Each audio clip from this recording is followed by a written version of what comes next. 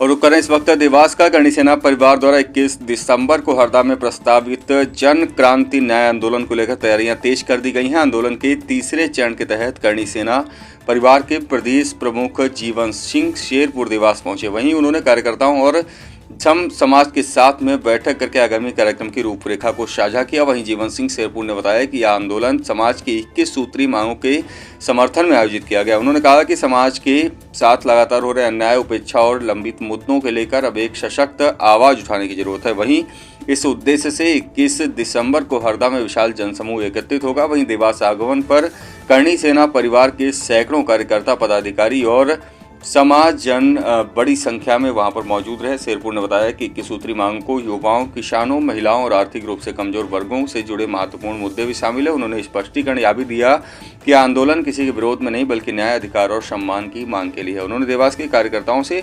अधिक संख्या में हरदा पहुंचकर आंदोलन को सफल बनाने की अपील की। उन्होंने कहा कि यह आंदोलन का तीसरा चरण है और यदि मांगें पूरी नहीं होती तो आने वाले चरण में भी व्यापक रूप इसकी आंदोलन ले सकता है। बताएं किस तरह की न्याय यात्रा के लिए आज आप देवास पहुंचे और भारी संख्या में करणी सेना परिवार के सदस्य मौजूद हैं।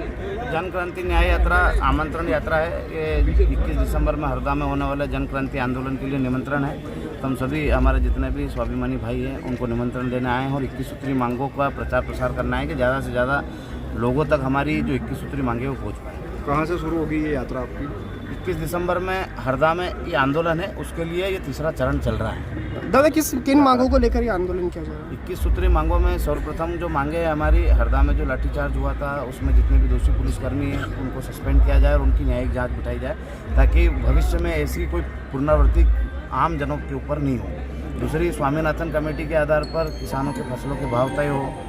जो विद्यार्थी वर्ग है उनके लिए जैसे कॉलेज में सीटें, जब भी कॉलेज में एडमिशन होते हैं तो 200 या 250 सीटें होती है फिक्स। उसके बाद जो हमारे विद्यार्थी है वो लगातार प्रदर्शन करते हैं, प्रदर्शन के बाद उनको 50 सीटें बढ़ाई जाती है, जबकि एडमिशन 500 से 700 और बाकी रह जाते हैं। उनको कहीं ना कहीं प्राइवेट कॉलेजों में जाना पड़ता है।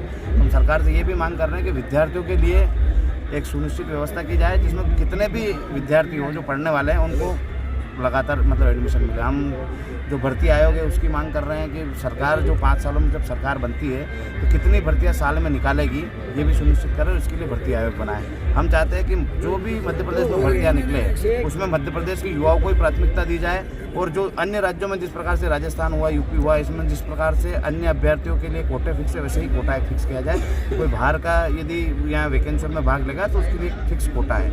और जो आर्थिक आधार पर आरक्षण है और जो एट्रोसिटी एक्ट है इनके लिए भी हम लगातार प्रयत्न रहते हैं कि इसमें भी सुधार हो। तो ये भी मांग है हमारी कि आर्थिक आधार पर आरक्षण हो और एट्रोसिटी एक्ट में बदलाव हो। ठीक है।